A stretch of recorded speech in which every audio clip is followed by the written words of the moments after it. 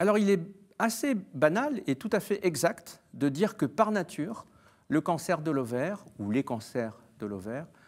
sont des maladies de la personne âgée. Même si, évidemment, on peut avoir des cancers de l'ovaire qui surviennent plus tôt dans la vie, et c'est le cas en particulier lorsqu'il existe des prédispositions familiales. C'est là que, effectivement, nous allons être amenés à faire des diagnostics de cancer de l'ovaire, par exemple entre 45 et 60 ans, ce qui est beaucoup plus évocateur, sans doute,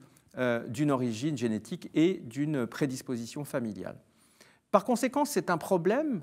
ce grand âge de diagnostic du cancer de l'ovaire, d'abord parce que lorsque les personnes sont âgées, elles ont d'autres problèmes de santé, elles sont souvent plus difficiles à traiter en raison de ce qu'on appelle les comorbidités, c'est-à-dire les problèmes de santé autres, problèmes cardiovasculaires, des problèmes rénaux, des problèmes de diabète, des problèmes de dépendance, parfois des problèmes d'altération intellectuelle qu'on appelle les démences, ce qui rend effectivement ces personnes plus difficiles à soigner. L'autre élément est que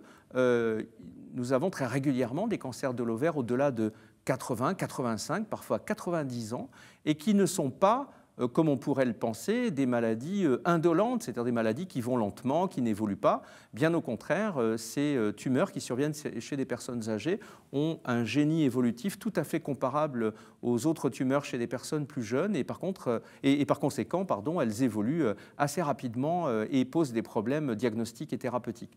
L'autre élément, c'est que souvent, on le reverra, les symptômes du cancer de l'ovaire sont peu spécifiques, sont difficiles à cerner, et cela est d'autant plus vrai chez des personnes âgées qui ont parfois tendance soit à minimiser ce qu'elles ressentent, soit parfois à noyer ce qu'elles ressentent dans un ensemble de plaintes qui ne vont pas être, pour le coup, décortiquées ou correctement perçues par le médecin, avec parfois une tendance des professionnels de santé peut-être aussi à négliger ou à minimiser les plaintes qui sont exprimées par les personnes âgées.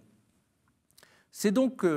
un des défis du vieillissement aujourd'hui que de faire le diagnostic de ces cancers de l'ovaire, même s'ils sont heureusement relativement peu fréquents en France, aux alentours de 5000 nouveaux cas par an, donc c'est très loin des cancers du sein, 10 fois plus. Mais effectivement, ce sont des maladies qui devraient être diagnostiquées ou au minimum suspectées par le médecin généraliste lorsqu'il a en face de lui une personne âgée